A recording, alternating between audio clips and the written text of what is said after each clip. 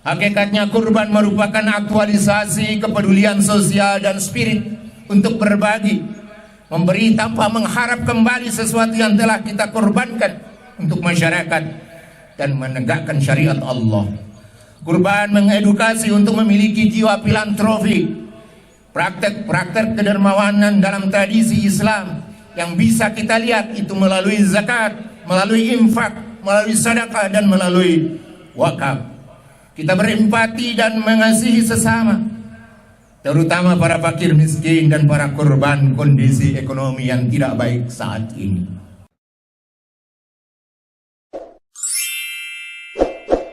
Bismillahirrahmanirrahim. Assalamualaikum warahmatullahi wabarakatuh.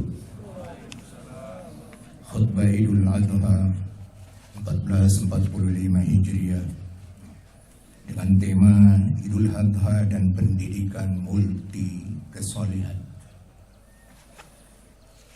Khutbah Id di halaman Stadion Kanjuruhan, Kepanjen, Kabupaten Malang. Allahu Akbar, Allahu Akbar, La ilaha illallah, Allahu Akbar, Allahu Akbar walillahil hamd. Alhamdulillah, Alhamdulillah alladzi arsala rasulahu bil huda wa dinil haqq liyuzhirahu 'ala ad-din kullihi walau karihal kafirun. Asyhadu an la ilaha illallah wahdahu la syarika lah wa asyhadu anna Muhammadan 'abduhu wa rasuluh. Wassalatu wassalamu ala nabiyyina Muhammad wa ala alihi wa sahbihi ajma'in, amma ba'd. Ayuhal hadirun rahimakumullah, usikum wa nafsi bitaqwallah faqad fazal muttaqun. Isma'u kalam Allah fil Qur'anil Karim. A'udzu billahi minasy syaithanir rajim. Ya ayyuhalladzina amanu taqullaha haqqa tuqatih wa la tamutunna illa wa antum muslimun. Wa qala aidan inna a'tainakal kautsar fasalli li rabbika wanhar inna syani'aka huwal abtar. Wa qala aidan fi surati as-saffat falamma balagha ma'ahu as-sa'iya qala ya bunayya inni ara fil manami anni adhbahuka fanzur madza tara. Qala ya abati if'al ma tu'maru satajiduni insyaallah minas sabirin. Sidang Idul Adha rahimakumullah, kita sambut hari raya Idul Adha dengan takbir dan tahmid. Allahu Akbar, Allahu Akbar, walillahil hamd. Dari relung kita yang paling dalam sebagai hamba Allah yang beriman, kita puji kesucian Allah Subhanahu wa ta'ala, kita puja kebesaran ilahi, dan kita syukuri seluruh nikmatnya. Dialah zat yang memiliki segala sifat yang sempurna. Oleh karena itu tidak ada satupun manusia atau makhluk di dunia ini yang pantas untuk kita sanjung, kita puji, dan kita puja setinggi langit.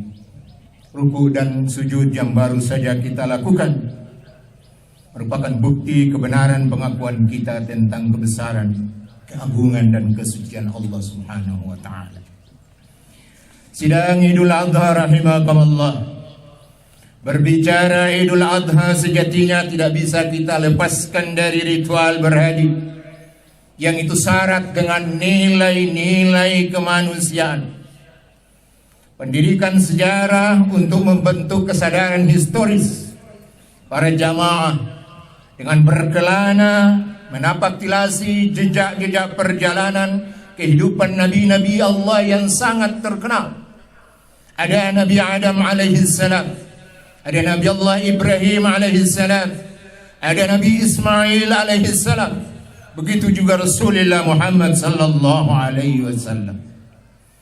Salah satu ritual dalam manasik haji ini adalah mereka melempar jumrah yang kita kenal dengan Ramyul Jamarat.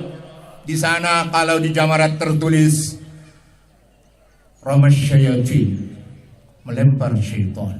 Ini sangat luar biasa. Jemaah yang saya muliakan, ibadah ini merupakan wajib haji, dan kita lihat bahwa setiap tanggal 10 Zulhijjah seluruh jamaah haji sedunia mereka berkumpul dengan lautan manusia yang cukup banyak, jutaan manusia. Mereka rela berdesak-desaan di sana hanya untuk melakukan pengorbanan bagaimana mereka menyembelih kekuatan ego mereka, yaitu melaksanakan pengorbanan untuk menapaktilasi perjalanan Nabi Allah Ibrahim alaihissalam dan putranya Ismail. Jamaah yang saya muliakan, tubuh-tubuh yang akan tugu, sumur-sumur yang akan dilempar di Mina, dan kota Mina ini adalah kota mati, kota yang hanya hidup setahun selama 3 hari. Ketika seluruh jamaah haji melakukan ritual melempar syaitan atau melempar jumrah. Ibadah ini di Arab Saudi sudah dilakukan kemarin, dan kita baru hari ini tanggal 10. Tapi insya Allah perhitungan kita adalah sesuai dengan apa yang dikandung oleh syariat dalam melihat perhitungan bulan.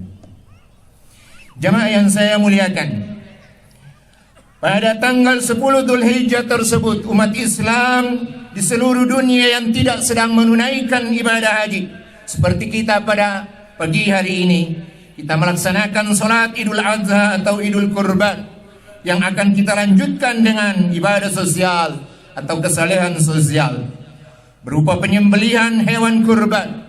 Akan kita kuliti, kita bagi dagingnya kepada yang berhak menerima, sambil kita bertakbir, kita bertahmid, bertasbih, bertahlil pada hari ini dan hari-hari tasyrik yang akan berlangsung sampai 3 hari ke depan, tanggal 11, 12, dan 13 Zulhijjah. Jemaah salat Idul Adha rahimakumullah, apa yang sesungguhnya dicari dan dimaknai jamaah haji dalam posisi ritual? Seperti mereka melempar jumrah sehingga mereka rela untuk berdesak-desakan di lembah yang sangat sunyi. Saya ingin mengatakan, bagaimanapun juga ada pesan moral dari salah satu wajib haji ini, yaitu Ramyul Jamarat dan penyembelihan hewan kurban, yang itu bisa kita konstatasikan dalam pendidikan kemanusiaan dan keadilan sosial. Bukankah esensi pendidikan apapun jenis dan ragamnya merupakan proses humanisasi agar kita menjadi manusia yang lebih baik, manusia yang lebih bertakwa pada saat-saat yang akan datang setelah semua rangkaian ibadah kurban ini kita lakukan. Misi pendidikan Islam kita saya kira sangat luar biasa. Kita tidak hanya berorientasi untuk perjalanan menuju akhirat, tapi juga kita berorientasi untuk kehidupan dunia. Perhatikan doa kita yang sangat terkenal, yang kita kenal dengan doa sapu jagat di dalam surat Al-Baqarah ayat 201. A'udzu billahi minasyaitonir rajim. Wa minhum may yaqulu rabbana atina fid dunya hasanah wa fil akhirati hasanah wa qina adzabannar. Dan di antara mereka ada orang-orang yang selalu berdoa, ya Tuhan kami, berilah kami kebaikan di dunia dan kebaikan di akhirat, dan peliharalah kami dari api neraka. Sidang Idul Adha rahimakumullah, dalam perkembangan tradisi berkorban Nabi Allah Ibrahim alaihissalam diperintahkan berkorban dengan menyembelih anaknya itu, yaitu mengorbankan manusia atau manusia yang banyak dijadikan korban, seperti dijadikan tumbal atau dipersembahkan untuk menyenangkan para dewa dan roh leluhur sebagian komunitas manusia dalam kehidupan dunia ini. Saya ingin mengatakan bahwa tentu saja tradisi menumbalkan manusia itu merupakan praktek ritual yang bertentangan dengan nilai-nilai kemanusiaan. Begitu juga dia melanggar persoalan-persoalan hak asasi manusia. Tradisi ini telah dipraktekkan oleh banyak penguasa dan penyembah-penyembah Tuhan selain Allah Subhanahu wa Ta'ala, sehingga tidak sedikit kita lihat banyak gadis-gadis cantik yang memang rela dipersembahkan oleh manusia sebagai korban atau menjadi sesaji sesuai permintaan Tuhan-Tuhan palsu mereka. Kurban yang sesuai dengan syariat Islam yang kemudian diteladani dan dilanjutkan oleh Nabi Allah Muhammad sallallahu alaihi wasallam adalah kurban yang diteladankan oleh kekasih Allah Khalilullah Nabi Allah Ibrahim alaihissalam. Beliau diperintahkan oleh Allah untuk menyembelih putranya yang sangat dicintainya, Ismail alaihissalam, melalui sebuah mimpi. Jamaah yang saya muliakan, ketika sang ayah meminta pendapat Ismail mengenai perintah Allah ini untuk menyembelih putranya yang sangat dikasihi ini, sang anak justru meneguhkan keyakinan ayahnya itu dengan melaksanakan perintah Allah tersebut. Peristiwa itu oleh Allah diabadikan di dalam surat As-Saffat ayat 102 yang telah saya bacakan di awal khutbah saya. Allah berfirman dengan indah, A'udzu billahi minasyaitonir rajim. فلما بلغ معه السعي قال يا بني إني أرى في المنام أني أذبحك فانظر ماذا ترى قال يا أبتي افعل ما تؤمر ستجدني إن شاء الله من الصابرين. Jemaah yang saya muliakan, makna dari ayat ini sesungguhnya kita perhatikan.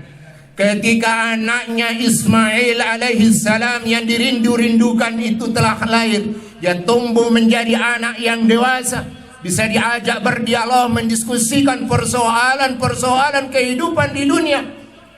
Dipanggil oleh Ibrahim ayahnya, ya abati inni ya bunayya inni ara fil manami anni azbahuka.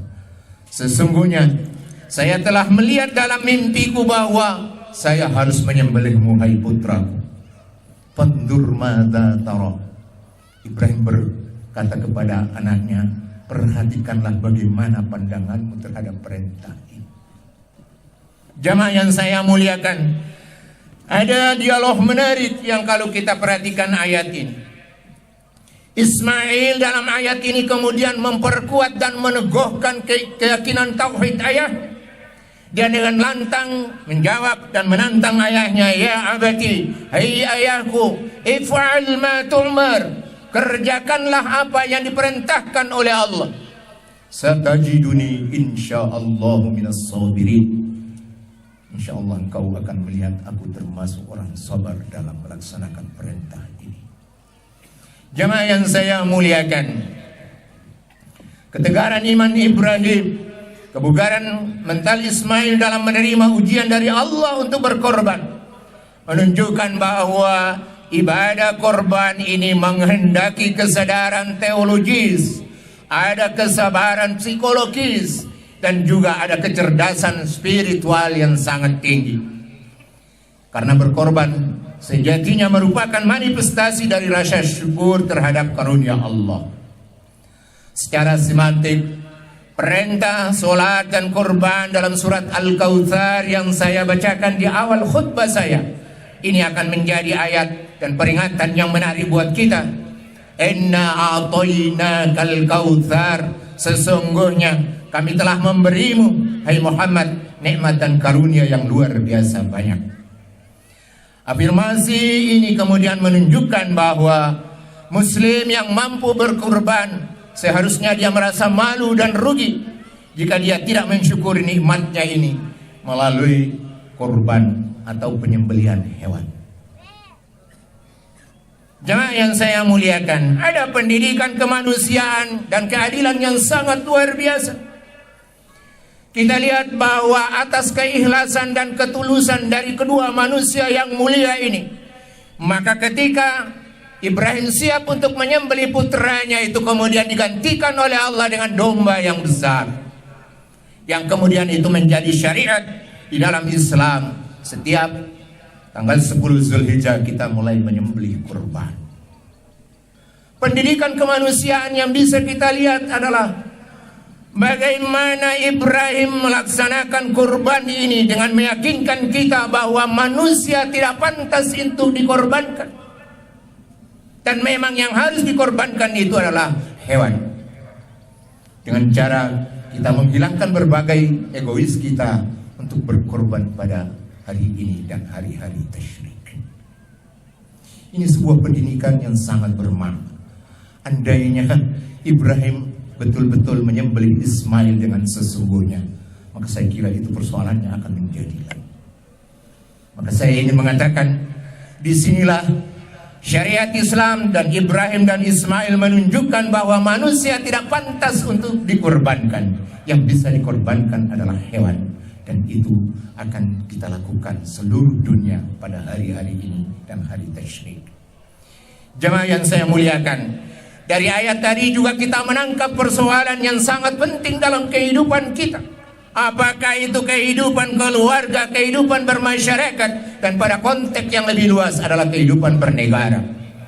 Ada nilai-nilai keadilan, nilai-nilai dialog, musyawarah yang bisa kita gunakan. Karena peluang kita untuk bertindak otoriter bisa terjadi di mana-mana. Orang tua bisa otoriter terhadap anaknya, pemimpin bisa otoriter terhadap rakyat yang dipimpin. Bahkan pada konteks yang lebih luas, kepala negara dan seluruh pejabat-pejabat pun bisa melakukan kegiatan-kegiatan otoriter. Jamaah yang saya muliakan, ada perintah Allah yang oleh Ibrahim, kalau kita lihat, dia tidak mau semena-mena. Kata-kata dalam surat As-Saffat ayat 102, "Fanzur madza tara." Perhatikanlah hai anakku bagaimana pandanganmu terhadap perintah ini. Saya ingin mengatakan, kalau Ibrahim ingin otoriter, hai Ismail, hari ini ada perintah, engkau akan kusembelih. Apalagi saya sebagai orang tua, Ibrahim tidak melakukan itu. Diajak berdialog, "Pandur madza tara." Perhatikan bagaimana pandanganmu terhadap perintah ini. Jamaah yang saya muliakan, lalu Ibrahim yang sudah terdidik di dalam pendidikan akidah yang sangat mantap, yang menantang ayahnya untuk meneguhkan persoalan tauhid dan keyakinan mereka. "Ya abati if'al ma tu'mar." Hai ayahku, kerjakanlah apa yang diperintahkan oleh Allah. "Satajiduni insyaallah minas sabirin." Insyaallah engkau akan melihat aku termasuk orang yang sabar dalam melaksanakan perintah ini. Luar biasa. Saya sering sampai berguyon-guyon dengan jamaah, dan memang itu betul. Anda cari dimanapun di dunia ini, tidak ada seorang anak yang lebih patuh daripada Nabi Allah Ismail alaihissalam. Diperintahkan untuk harus disembelih oleh ayahnya, dia dengan ikhlas dan terbuka, dia serahkan semua keyakinannya kepada ayahnya untuk melaksanakan perintah ini. Jemaah yang saya muliakan, berkurban hewan sesungguhnya kalau kita perhatikan dengan mendalam, itu adalah mengedukasi kaum muslimin memiliki multi kesolehan. Soleh itu tidak hanya kesolehan individu, bagaimana hubungan kita dengan Allah, hablum minallah, tapi juga kesolehan sosial, yaitu bagaimana kita berinteraksi, berbuat kegiatan-kegiatan kemanusiaan yang baik di dalam hubungan kemasyarakatan kemanusiaan kita. Maka saya ingin mengatakan, kalau ini kita laksanakan dengan baik, ada edukasi muslim yang bagus, maka akan memiliki multi kesolehan. Pertama, kesolehan mental spiritual. Berkorban pasti merupakan respon ketaatan terhadap panggilan hati dan panggilan iman untuk menjadi hamba yang ikhlas dan taat kepada perintah Allah, seperti yang ditunjukkan oleh Ibrahim alaihissalam dan Ismail alaihissalam. Meskipun yang akan dikorbankan menurut perintah itu adalah putranya, tapi kemudian itu menjadi perhatian bahwa kita harus mengorbankan harta dan kekayaan kita. Jamaah yang saya muliakan, kesolehan sosial. Hakikatnya kurban merupakan aktualisasi kepedulian sosial dan spirit untuk berbagi, memberi tanpa mengharap kembali sesuatu yang telah kita korbankan untuk masyarakat dan menegakkan syariat Allah.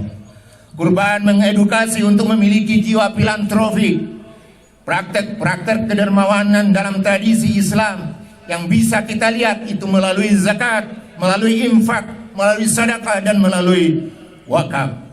Kita berempati dan mengasihi sesama, terutama para fakir miskin dan para korban kondisi ekonomi yang tidak baik saat ini.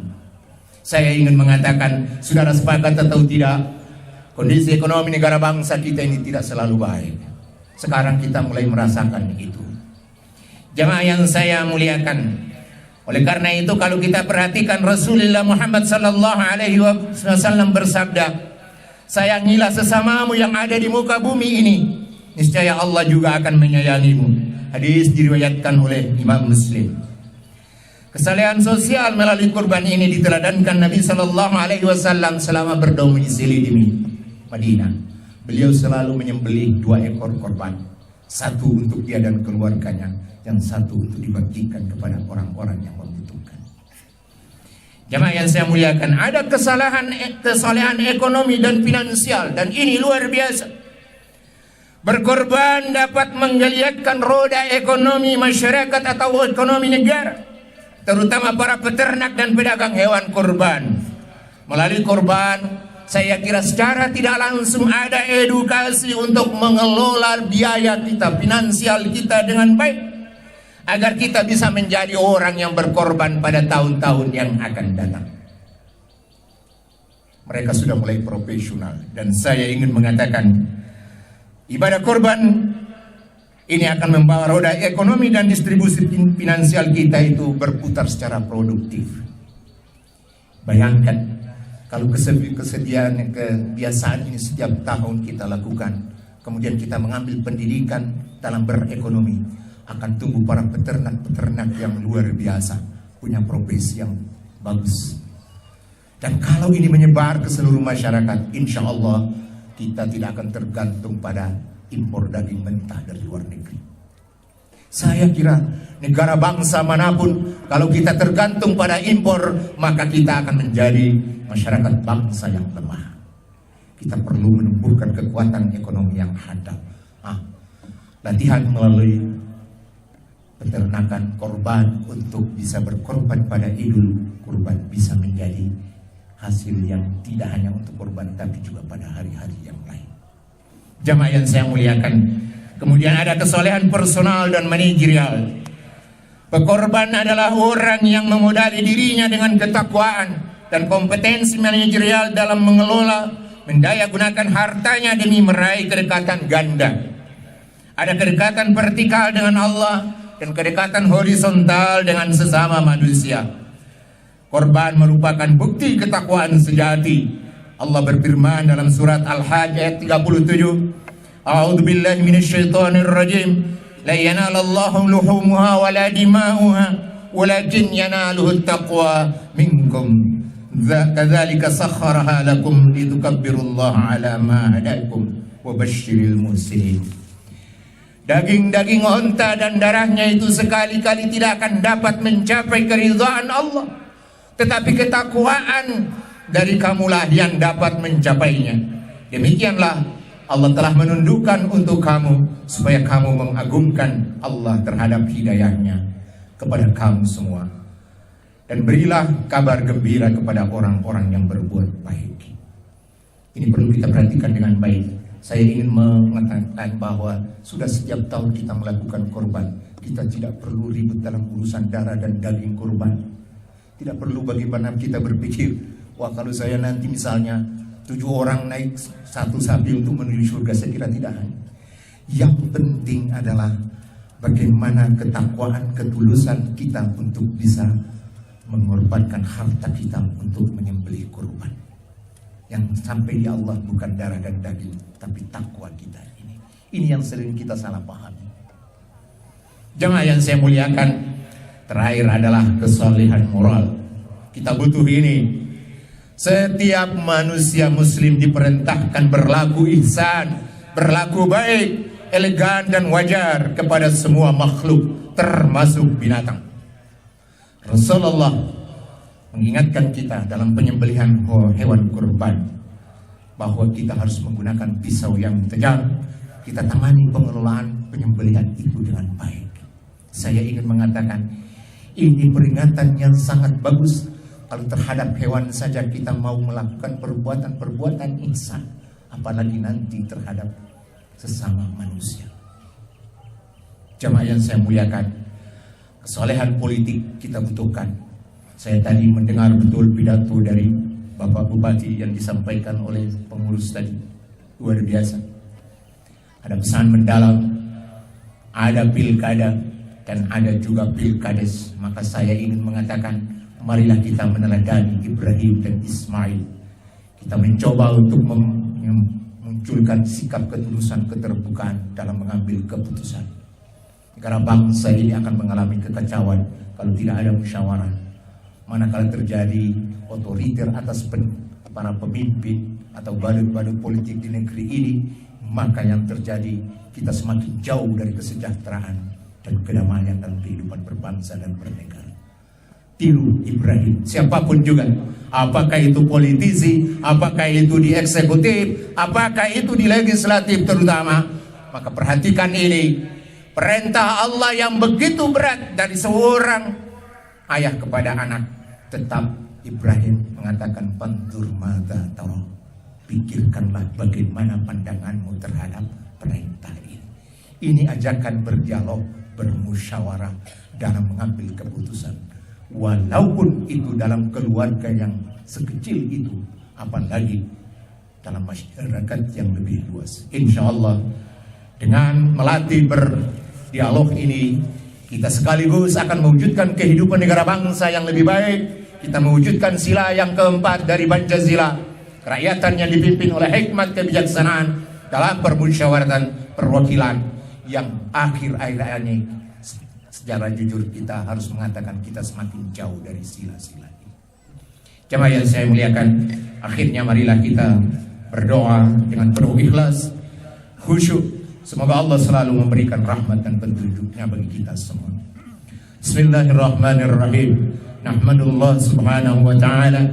Asyhadu an la ilaha illallah wa nashhadu anna Muhammadan abduhu wa rasuluh. Allahumma salli wa sallim ala Muhammad wa ala alihi wa ashabihi ajma'in. Ya Allah, ya Rabbal Alamin, puji syukur hanya bagimu. Tak ada zat yang pantas mendapatkan pujian kecuali Engkau. Kami bersaksi bahwa tiada Tuhan selain Engkau, bahwasanya Muhammad benar-benar adalah Rasul-Mu. Salawat dan salam semoga Engkau curahkan kepada Nabi besar Muhammad sallallahu alaihi wasallam, segenap keluarga dan sahabat-sahabatnya. Ya Allah, ya Ghafur, kami semua adalah hamba-hamba-Mu yang tidak luput dari kekhilafan dan dosa. Oleh karena itu kami mohon dengan segala kerendahan hati, ampunilah dosa dan kehilapan kami, dosa dan kehilapan orang tua kami, dosa dan kehilapan saudara-saudara kami seiman. Ya Allah, ya Alimun, ya Hakim, tunjukilah kami jalan yang lurus, yaitu jalan orang-orang yang telah Engkau anugerahkan nikmat kepada mereka, bukan jalan mereka yang dimurkai, dan bukan pula jalan mereka yang sesat. Janganlah Engkau jadikan hati kami condong kepada kesesatan, sudah Engkau beri petunjuk kepada kami. Karuniakanlah kepada kami rahmat dari sisi Engkau, karena sesungguhnya Engkaulah yang Maha memberi karunia. Ya Allah, terimalah taubat kami, solat kami, zakat kami, puasa kami, ibadah kurban kami. Hilangkan kekhawatiran kami, kabulkanlah doa kami, tegarkanlah argumentasi kami, pertajam perkataan kami, berilah petunjuk pada kami, dan hilangkanlah perasaan dengki yang menyelimuti dada kami. Rabbana taqabbal minna du'ana innaka antas samiul alim wa tub alaina innaka antat tawwabur rahim. Terimalah ya Allah doa dan permohonan kami, sesungguhnya Engkau Maha mendengar, Engkau Maha mengetahui. Terimalah taubat kami ya Allah, sesungguhnya Engkau zat penerima taubat, Engkau Maha Rahman dan Rahim. Rabbana atina fid dunya hasanah wa fil akhirati hasanah wa qina adzabannar. Subhana rabbika rabbil izzati amma yasifun, wa salamun alal mursalin, walhamdulillahi rabbil alamin. Allahu Akbar, Allahu Akbar, walillahil hamd. Assalamualaikum warahmatullahi wabarakatuh.